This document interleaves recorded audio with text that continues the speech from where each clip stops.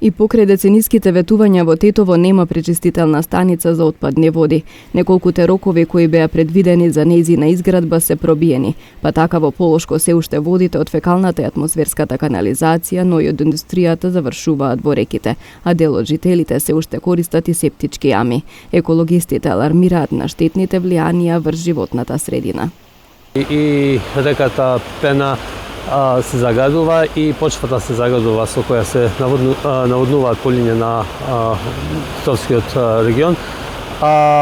Ваквите одолговлекувања се речиси нормални во Македонија поради тоа што многу пати сме кажале дека животната средина и здравјето на граѓаните никогаш не била приоритет на властите. Станицата требаше да биде готова лани, а новиот почеток за изградба сега е април годинава.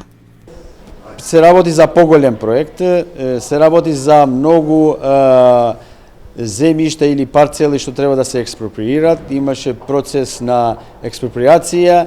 Местото каде беше предвиден да се гради во едно време беше натрупано со отпад.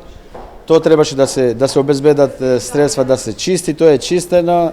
На главната расправа која се одржа по втор пат по 5 години беше кажано дека самиот проект нема значително влијание врз животната средина доколку се изведе онака како што е предвидено. Ќе се собираат и пречистуваат комунални индустријски отпадни води од Тетово и 4 населени места. 85% се очекува да бидат од домаќинства и 15% од фабрики. Со една напомена што кај фабриките, односно кај индустријата, неопходно е претходно да има предтретман пред фабриките да ги испуштат нивните отпадни води во градската канализација.